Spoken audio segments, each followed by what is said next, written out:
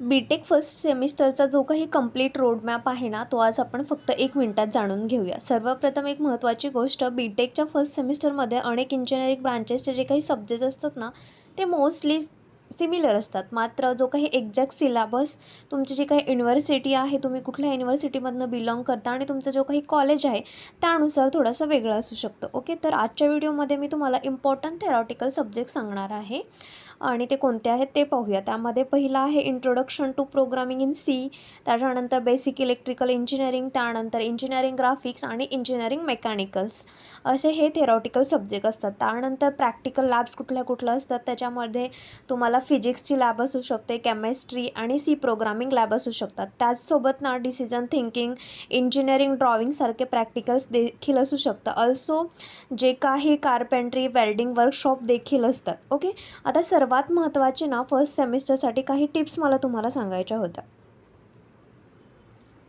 तुमची जी काही अटेंडन्स आहे ना, ती 75पेक्षा जास्त ठेवण्याचा प्रयत्न करा. त्यांचे CGPA 7 to 8 ठेवा.